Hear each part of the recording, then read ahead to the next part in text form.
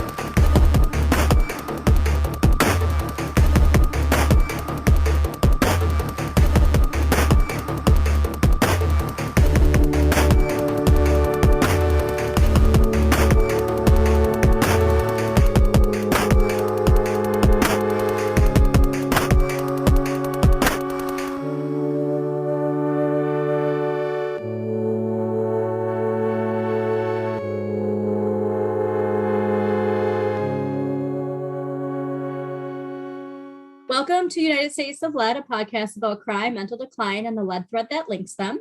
This week, we are going to dive into the possible links of lead poisoning and one of history's most famous composers, Wolfgang Amadeus Mozart. So while I was listening to a recent episode of Wine and Crime, they were discussing a case which took place in 1600s Rome. I don't want to get too much into this topic because I'm saving it for a much more extensive episode because it is wild. However, there was a brief mention of Mozart claiming that he had been poisoned, and it's made me start to think about that supposed madness that overcame him prior to his death, which then led me to think, no pun intended, about the powdered wigs and makeup he wore. And we already know all that information about the lead from the powder that was used with powdered wigs and makeup from that time. Right. I mean, we know about powdered wigs, and we can say it's from wigs, it's from makeup, but also we know it was kind of from everywhere. Everything. Yeah, spoiler, was also in everything. But, I mean, if you had enough money for wigs and makeup, you just kind of were screwing yourself. But yeah, and specifically like the Venetian ceruse we had discussed, and that was the white makeup that everybody at the time just loved wearing. And then this also made me realize that I need to rewatch Amadeus. It's been a while. Have you ever seen it? this is so sad because I do really like this movie. I don't know enough about like the historical Mozart, but the character, most of what I know about Mozart honestly is from the movie, and it's just really sad. And I side with Salieri as well. And the other thing about this movie that I'll just share is I started watching it in like 5th grade. It came out in 1983. I didn't realize that. I saw it on VHS in like grade school, and we couldn't finish the movie. So I ended up. It's so long. It's really long, but this is sort of like, a 20-year-old wouldn't understand this now, but like trying to track down a copy of that and also remember like what the movie was about. Like even though it was a popular movie, it took me years to find this movie again and then be able to finish it. So I like didn't know how it ended. I'd say like elementary school is when it started doing those replays on TV. Okay, I never saw it replayed on TV, and yeah, that's where I actually saw it. It was cool. Always like on repeat. I can't remember what station it was, but I should have. It'd be like Saturday late morning, early afternoon movie. We got kung fu movies at that time. Nice. Yeah. So, like we were saying, we're not really sure how historically accurate the movie Amadeus is, but I recommend everybody watch it. It's insane. One of the main things, though, that they emphasize is him getting sick and becoming paranoid and mad near the end. I have to rewatch it because I can't remember if he was sick all the time in the movie or if it was just near the end where they say he's sick. Because I feel like the story that I remember is him kind of living a double life of handkerchief kind of sick and just holding his handkerchief, but then progressively got worse and worse and worse, and then was just off the rails. Yeah, we should rewatch towards the end. Right. So this podcast is just going to be about how we don't quite remember a movie. Yeah. We are now an Wolfgang Amadeus Mozart podcast, which we refuse to watch. We'll just try to remember what we think we remember. Yes, but I do definitely remember him being paranoid at the that was the whole basic. That sticks out.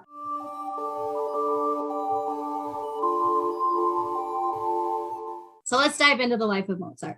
Wolfgang Amadeus Mozart was born on January 27th, 1756, and he was baptized as Johann Chrysostomus Wolfgangus Theophilus Mozart. Dang!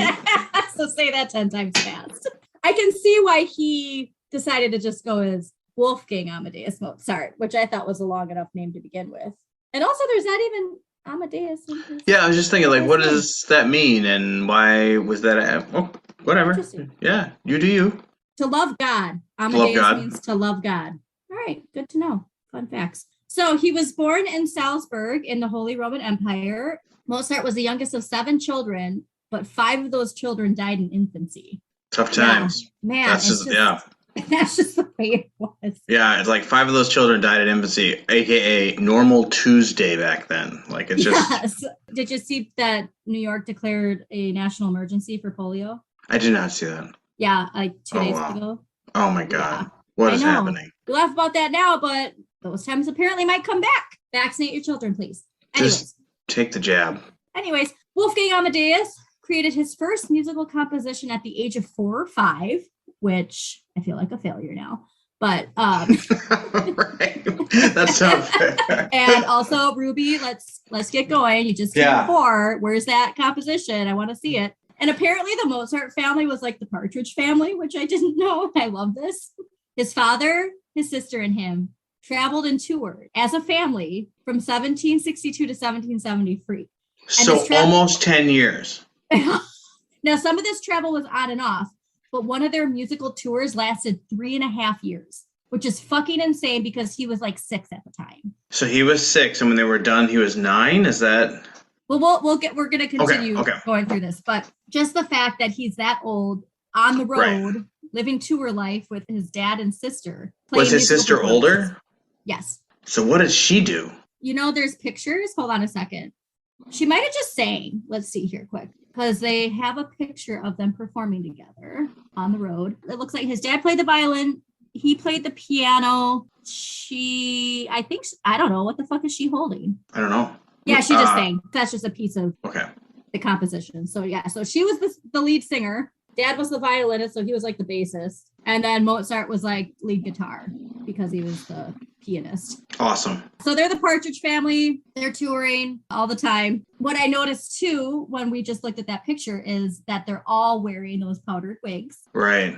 Those were generally saved for special occasions and stuff like that, but they were doing these performances all the time. So they were wearing these powdered wigs. So they're children. They're at these formidable years.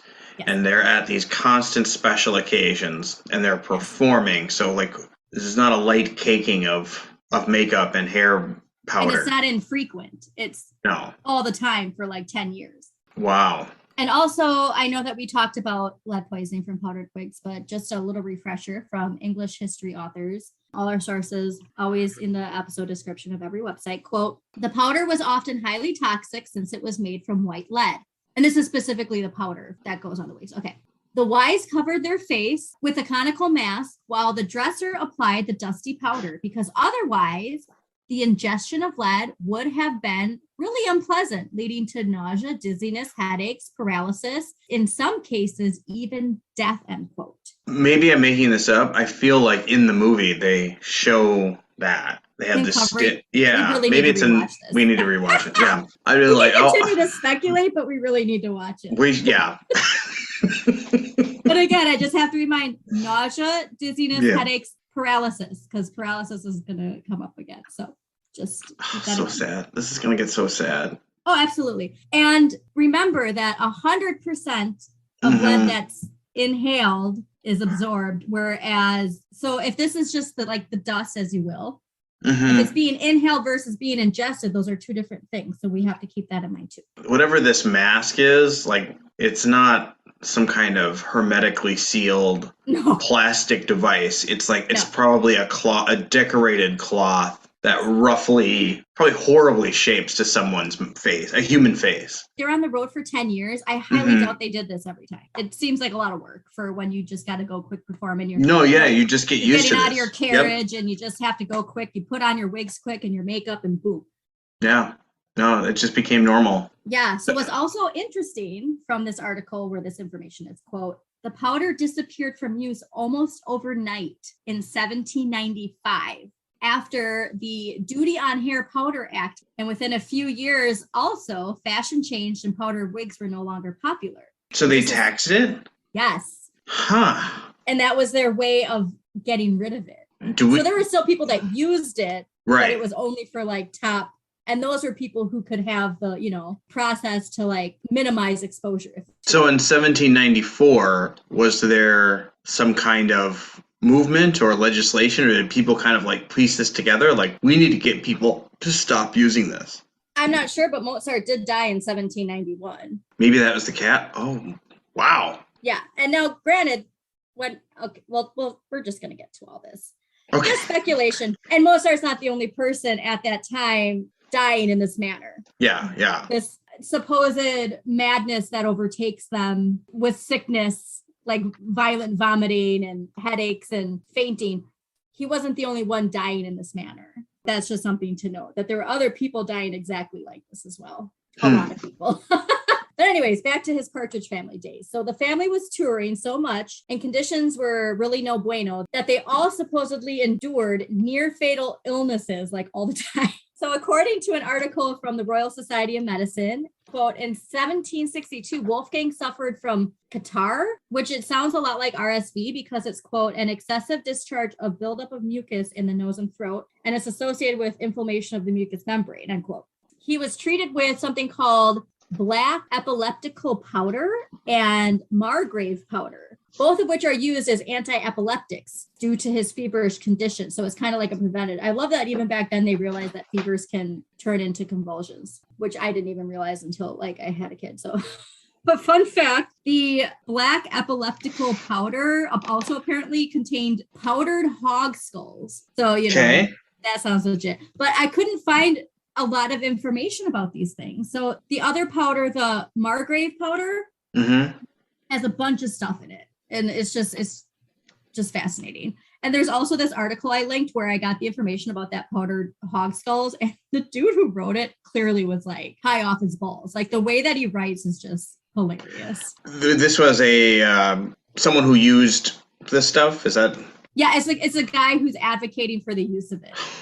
And it's hilarious. I'm sure. I read it and I'm like, bro, get to the point. It's so funny though. But only the finest hog skull should be, It's just the most long-winded, absolute bullshit. Like, I don't know how people listened to each other back then with the way that they talk. It's like, get to the fucking point. That's what I said. If we were like half of it was, I just want to know what this was made out of. Get to the fucking point. Anyways, Wolfgang was sick all the fucking time too. Like this was just a spiral, and he constantly had upper respiratory infections throughout his life.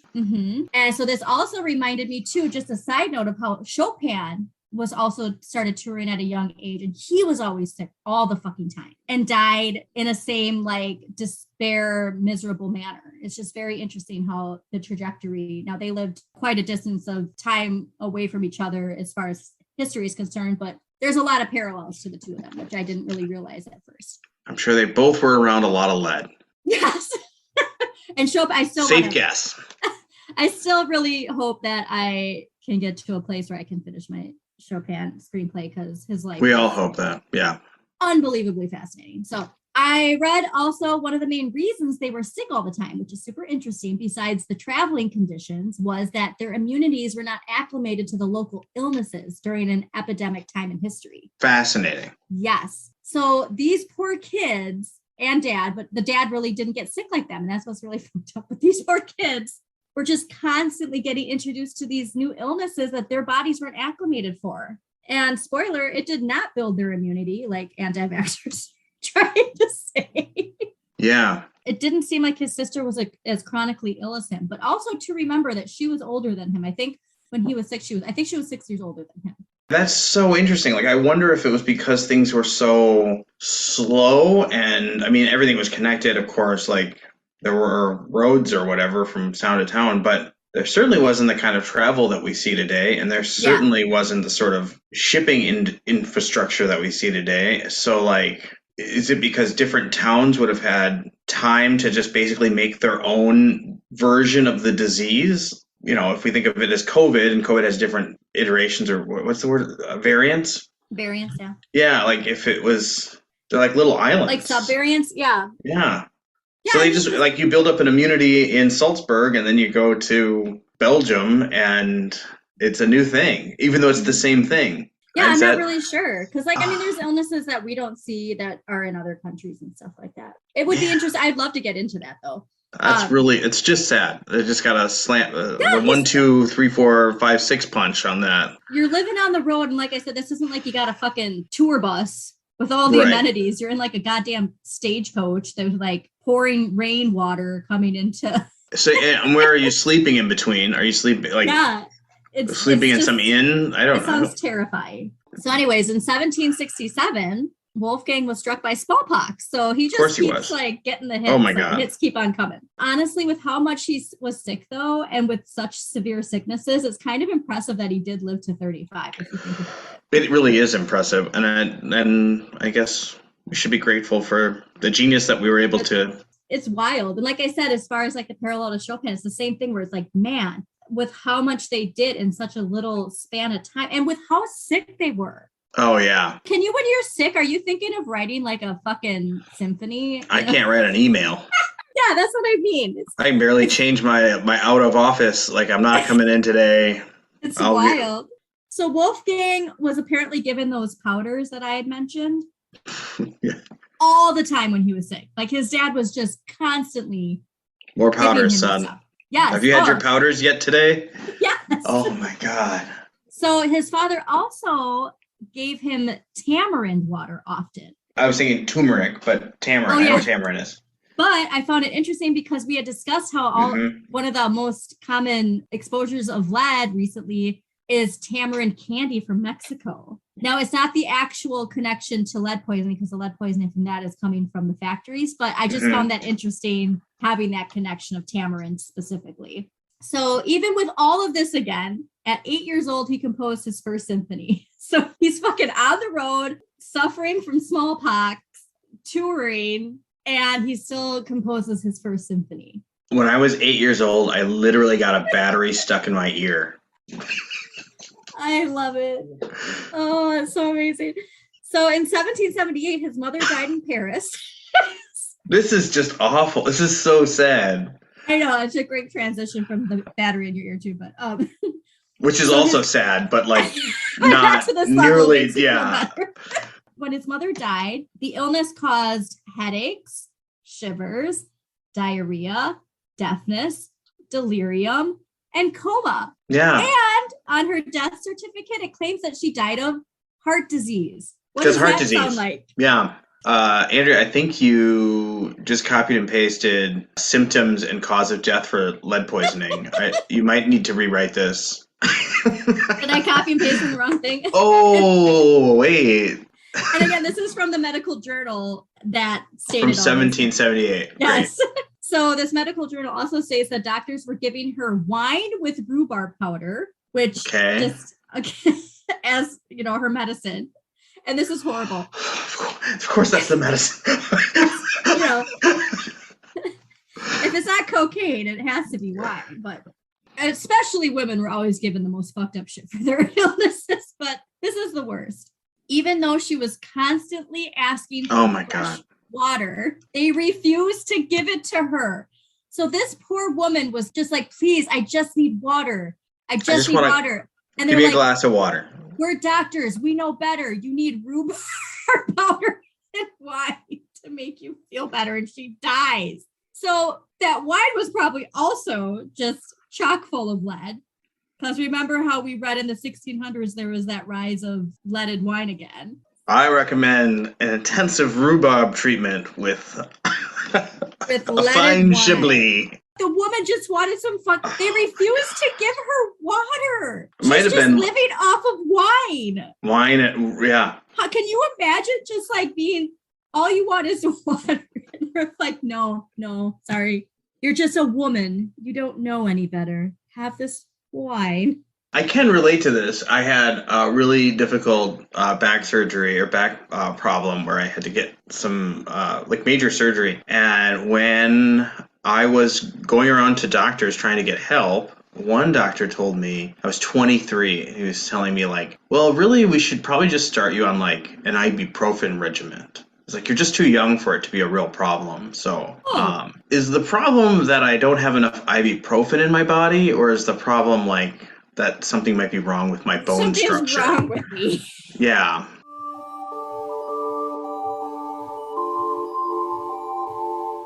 Mom clearly dies from lead poisoning, from what I'm assuming, because it's literally like you said, copy and paste. So that's going on. So another interesting note is that Wolfgang's face was extremely pitted from the bout of smallpox he had as a child. I didn't know that. Neither did I. So I would say it's safe to assume that he found comfort in wearing a lot of makeup to cover these imperfections as much as possible. So he would have wore it even more. Like he wore it a lot, but we can take whatever that a lot number is and like plus multiply it. Yeah. Or times. Because he is at the time a celebrity, a public figure. Huge celebrity. Matter. He's freaking Bon Jovi. He's like, what's his name? Harry Styles.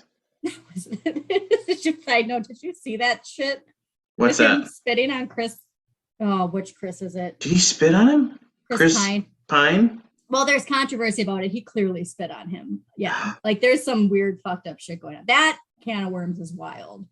It's just really amusing. But anyways, that video, I was like, holy shit. Oh, I really want to like Harry Styles. Am I going to not like Harry Styles in like a couple of days?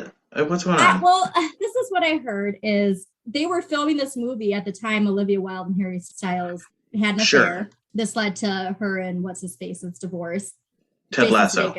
Yes, Jason Sudeikis. And the other interesting thing is because apparently Shia LaBeouf was supposed to be in the role of Harry Styles' role. I heard this, yeah. But the lead actress was like, I am not working with him. Olivia Wilde tries making it seem like she's the one who put a stop to it, even though Shia LaBeouf sent the text saying her desperately wanting him to still be in it, regardless of the information that came out about the sexual abuse stuff. So Florence Pugh, I think I heard, the last thing I heard was that she wasn't comfortable. So all that is true. She wasn't comfortable with Shia the Beef? Yes. Okay. That is true. But Olivia Wilde's trying to take credit for saying that she put an end to it because of all that stuff, but she didn't. She was still trying to get Shia LaBeouf to be in the movie. And Shia LaBeouf shows the text messages and like the voicemails of her trying to get him to still be in it after. I certainly wouldn't fault her for any of that. I mean, he just has to deal with the world that he created. So the other thing is that supposedly, even though Harry Styles is a very charismatic public figure and singer, he might not be the best actor, is what people are saying. Didn't he do a good job in, I didn't see it, but didn't he do a good job in 1917 or? Now that's the other thing. So people note that movie. And his role in it is apparently brief, and he has troubles with accents in apparently this new movie. So in 1917, he's more in his, he's playing himself. Yeah. And in this, he apparently, it's like Brad Pitt and Troy, where it's like, what accent are you doing right now? Are we Southern? Are we British? Are we American? Like, it's just this constant wave is what I hear. So there's that. Okay. And I feel like with that, the weirdness that apparently Olivia Wilde and Harry Styles are dating, but they don't even sit next to each other. Okay, so I heard about that. Is that because they're trying to diffuse this? Like they're not being lovey-dovey on the circuit or whatever on the promotional tour? It's a little late though, isn't it? Like they've been out I think so, like but that's where that doesn't make sense because they've already been like very openly public together. I don't know. I think they're messing this up. Yeah. It's just so ridiculous. So, but yeah, I told the man, I'm like, I cannot wait for this movie to come out because it just sounds like it's going to be a fucking awful train wreck. And I'm so excited to see it. Like, that's the thing is it sounds like it maybe isn't the greatest movie. And that's kind of a part of it. And then this is just going to add to that. Right. And it's, going to become one of those kind of cult classics, if you will, but in the wrong way. By the way, that Manos Hands of Fate. Poncho, I need it. And I ran out. I just can't make anymore. Liar. How dare you? Liar. If ever a business needed to be annexed by the government, we need it. I never thought to put it on Amazon. What do you mean? Manos Hands of Fate Poncho. I don't know. I've never searched for it on Amazon. It might be on there. That one looked amazing. That's all I know. I know. And it really looked, it looked like high end. I would. Paul, can you run to the store and get some cream cheese for me? Wait 1 second, honey. I've got it. And you constantly have to be doing this with your arms. Just like you get to the store and you're just like, where's the milk? Anyways, back to Mozart. So I really hope you keep this in. This is all awesome. Back to Mozart. So Mozart, at this point, we're making a lot of connections. In the last year of his life, it's noted that his personality became one of extreme paranoia, which we, as again, already established is a significant sign of severe lead poisoning. Yeah. And he even believed that he was being poisoned and was commissioned to write his own requiem. And this is what we've seen too from the movie Amadeus. And throughout his life, Mozart had recurrent, quote, violent headaches and fainting fits, end quote, which are two major indicators of lead poisoning. And like we've mentioned, a lot of people have this idea like being poisoned and like, boom, you're done. With lead poisoning, it's a slow, long, accumulating hot mess for a lot of people. And especially too, if it's just this constant in your life, I guess. I don't know. Anyways, Mozart's cause of death is still considered inconclusive. And there was no autopsy performed, which I just find that kind of weird. For somebody who is that famous, that there wasn't an autopsy performed seems kind of wild to me. I think we're in a weird spot in medical history. I don't know enough about this. I don't pretend to know enough about this, but I wonder how common or expensive or... True. I know that surgeons and people that cut open bodies were considered barely doctors until the invention, essentially, or the establishment of the laboratory. Well, and also we did just mention like a few minutes ago how the doctors at the time were giving his mom strictly wine and rhubarb powder and refusing to give her fresh water. So maybe that's just it. Is before, like, if you were a quote unquote surgeon, if you were someone who researched by cutting open actual human beings, what you weren't doing is studying and supporting like the theories of Galen or Aristotle and talking about humors and leeches and whatever. Like, so it was a much more surreal. They thought they knew it all. They thought they knew everything. The ancients had given them all they needed to ever know. Yeah. Apparently about rhubarb wine and rhubarb powder mixed into wine. So that's why I didn't go to medical school. Yeah. Yes. So not just lovely wine, but a grainy powdered wine. Yeah. I just want a Fiji water. Just give me a bottle of water. Give me, please, a Fiji. So again, no autopsy performed. And I find it so fascinating. Actually, he was a celebrity too. Yeah. That's what I think. Like, why would you not want an autopsy when it's a public figure? I get if it's just Joe Schmo who like died of a sickness. Right. Like, I don't know. But especially when 6 months prior to his death, he's claiming he's being poisoned. Why, with that, would you not perform an autopsy? I'm growing more and more suspicious now. Yeah. So very researchers, weird. Yeah. So researchers, quote, have suggested more than 100 causes of death, including acute rheumatic fever, trichinosis, influenza, mercury poisoning, and a rare kidney ailment, end quote.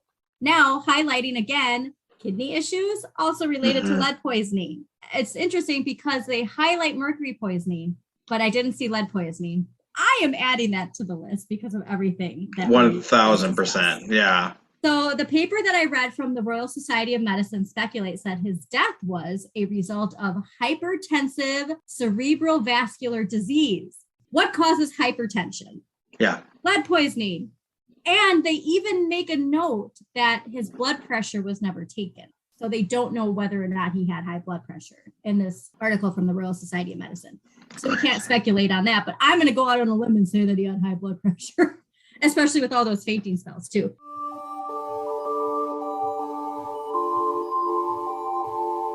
The poison theory also comes from a supposed confession from the composer that you mentioned earlier, who is the other co-star of Amadeus, and that's Antonio Salieri. Did I say it right? Salieri, yeah. This confession came when he was on his deathbed, and he was supposedly senile and had a little bout of madness himself on his deathbed. So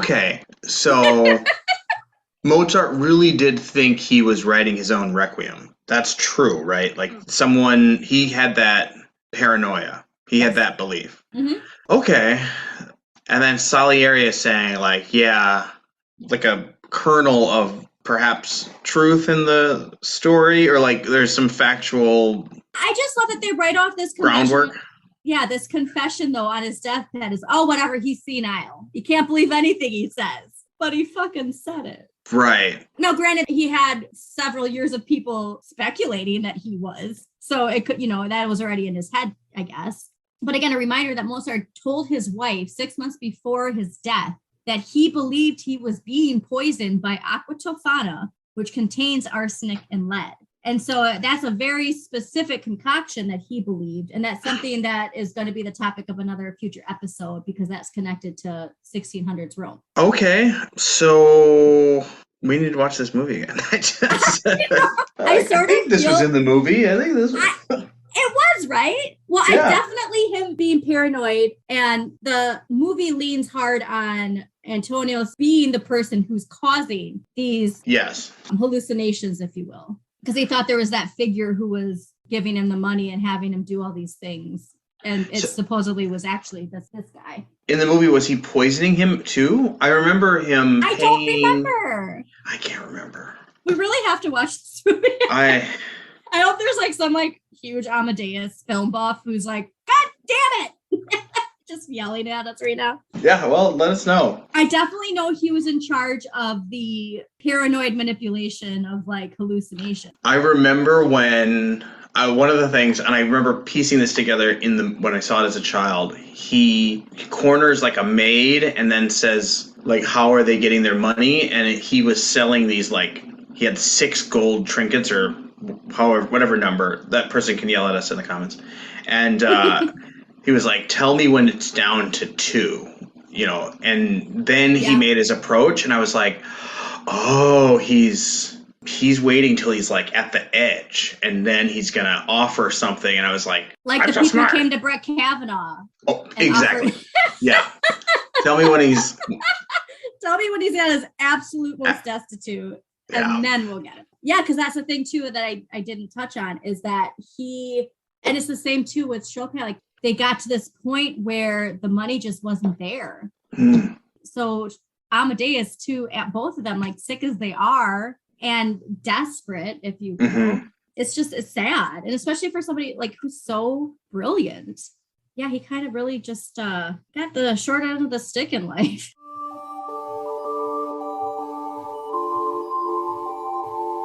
It appears that Mozart's cause of death will always be left to speculation since there's no autopsy, there's no blood work. There was a lot of bloodletting, I forgot to mention. I love how that was their number one too, was just bloodletting. Yeah, balance the humors. And I think that we've seen enough to speculate that accumulated lead poisoning could have been a significant factor in his demise. All we can do at this point is speculate. But I definitely want to rewatch Amadeus. Done. F. Murray Abraham for life. Yeah. Yeah. All the symptoms are there. I read somewhere that he speculated his wife was poisoning him with the aqua tofana because that was actually used in 1600 Rome's by women killing their husbands. Why would she kill him? What's the speculation? The royalties? Maybe there was a deal. I mean, people are always more famous in death. Was that a thing then? That's a good question. I don't know. Maybe it started with him. Maybe. Yeah. We don't know. I don't know how that industry worked really. I assume you would just have a patron who would just pay you to be smart, and I don't know. Yeah, and the money just dried up, and that's the thing. So he was living the life. People were giving him all this money, and then it kind of was just now their attention is to this person instead, and. I'm sure that's the same thing that happened to Antonio Salieri when he, I'm sure he had his moment too, where he was the it guy and it turned to Mozart. And it's just fame is not for the lighthearted. Fleeting. Yeah. Fame is fleeting. Thank you. Fame is fleeting. So anyways, that's all we have on the connections between Mozart's life and death connected to lead poisoning. But if you have your own comments, we'd love to hear them. That's all the time we have for now. Tune in next week. We won't speculate on movies we need to rewatch. We can't say that. We can't actually say that. That's not true. Yeah, that'll probably happen. That is actually not true. But just tune in next week. We'll either be talking about lead poisoning or cult of corporation. Harry Styles. Oh. And here. Well, I'm sure we could find a connection. But anyways, tune in next week, everyone. Thanks, everybody. Thank you for tuning in to United States of Lead, hosted by Andrea Elizabeth and Paul Kramer. Want to know more about this subject? Consider making a donation on Patreon, where you can unlock extended video episodes and bonus content like deep dives and exclusive interviews. Just a quick disclaimer, Andrea and Paul are not experts in lead poisoning. We do ask that you check our sources and read up a little bit more on your own. Thanks again for listening.